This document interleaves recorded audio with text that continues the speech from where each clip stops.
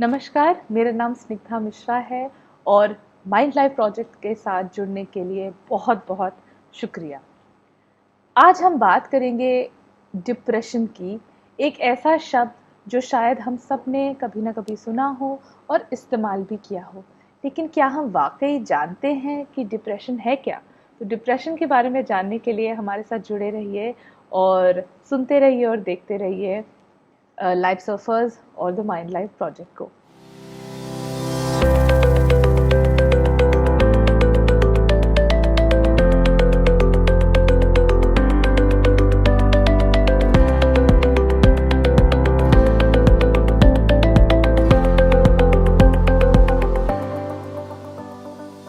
सबसे पहला हमारे लिए डिप्रेशन के बारे में ये जानना बेहद ज़रूरी है कि ये एक बहुत ही कॉमन मूड डिसऑर्डर है और जिस इंसान को ये होता है वो सिर्फ सैड नहीं महसूस करता। ऐसी बहुत सी चीज़ें हैं, बहुत से तनाव है, बहुत तरीके के लाइफ में चेंजेस हैं जो उसके अंदर आते हैं। तो सबसे पहला चेंज जो आता है या जो हो सकता है वो है कांस्टेंट फीलिंग ऑफ सैडनेस, खालीपन महसूस करना और एंग्शियस महसूस करते रहना। हेल्पलेस, हताश, निराश और वर्थलेस जैसी कुछ इमोशंस हैं जो आप लगातार फील करते रहते हैं अपने प्रति, दूसरे लोगों के प्रति और जनरली दुनिया के प्रति। आपका गुस्सा और इरिटेबिलिटी थोड़ी बढ़ जाती है। ऑब्वियसली एक नेगेटिव थिंकिंग सेट इन हो जाती है अपने प्रति, लोगों के प्रति।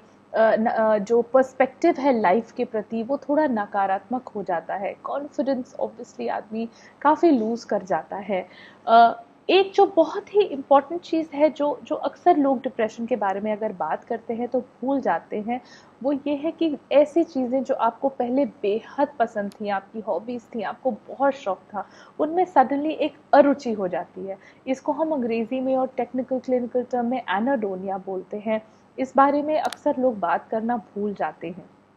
दूसरा, एक कांस्टेंट लैक ऑफ एनर्जी सी रहती है, एक थकावट सी लगातार शरीर में बनी रहती है, दिमाग में बनी रहती है। मतलब सोचना, कोई बहुत इंपॉर्टेंट चीज़ें हैं जो हम सोचना भी चाहते हैं तो ऐसा लगता है बहुत मेहनत का काम है और बहुत थकावट सी लगने लगती है लगातार।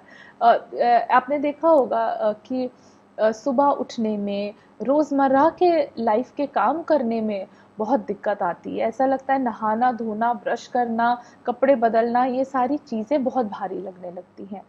साथ ही साथ कंसंट्रेशन में और फोकस में कमी आ जाती है, मेमोरी में भी कई बार कमी आ जाती है। एपेटाइट ऑफ कोर्स, भूख में चेंजेस आते हैं, या तो बहुत ज़्यादा खाने लगते हैं या कम खाने लगते हैं, जिसका नतीजा obviously over a period of time हमारे शरीर पर दिखता है। स्लीप ऑब्वियसली चेंज हो जाती है, बहुत ज़्यादा सोते हैं। जैसे जब मुझे डिप्रेशन था तो मैं बहुत ज़्यादा सोती थी और अनकंट्रोलेबल, ऐसे लगता था कि शरीर में बिल्कुल जान ही नहीं है, बिल्कुल एनर्जी ही नहीं है, लगातार थकान लगती रहती थी, लगातार ऐसे लगता था कि बस सो जाऊं तो शायद बेटर फील करूं, सो जाऊं तो बेटर फील करूं। ये अक्सर लोगों के साथ होता है। काफ़ी लोगों की नींद चली जाती है, बहुत कम नींद आती है।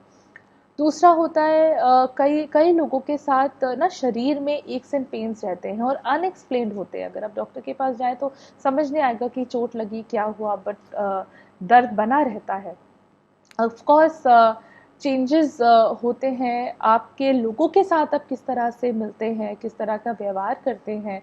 आपका बिल्कुल अरुचि हो जाती है लोगों से मिलने में, सोशल विड्रॉल जिसको हम कहते हैं वो हो जाता है। लोगों से बात करने में मन नहीं लगता, ऐसा लगता है कि अकेले रहूं। और जब अकेले रहते हैं तो वो भी अच्छा नहीं लगता, लोनलीनेस सी लगती है। तो थोड़ा अजीब सा ही हो जाता है ये। और ऑफ कोर्स हमें सुसाइडल थॉट्स काफ़ी लोगों को आते हैं, सबको नहीं आते, लेकिन कई बार हताशा इतनी बढ़ जाती है कि सुसाइडल थॉट्स होते हैं और सेल्फ हार्म के थॉट्स आने लगते हैं। तो याद रखिए, ये जो मैं बात कर रही हूँ ये इसलिए नहीं कर रही हूँ कि आप किसी को डायग्नोस करें या अपने आप को डायग्नोस करें। हालांकि एक डायग्नोसिस के लिए ये लक्षण कुछ दिन के नहीं होते, ये 2 हफ्ते 3 हफ्ते से लगातार अगर हो रहे हो पिछले 2 महीनों में, तो आप प्लीज़ एक साइकोलॉजिस्ट या एक साइकाइट्रिस्ट के पास जाएं, अच्छा डायग्नोसिस लें, अपना इलाज कराएं। बिकॉज ऑब्वियसली डिप्रेशन ट्रीटेबल है, मैनेजेबल है, आप इससे उभर सकते हैं। डिप्रेशन बहुत तरीके का होता है, सिर्फ एक तरीके का नहीं होता, जिसके बारे में हम आगे चल के बात करेंगे।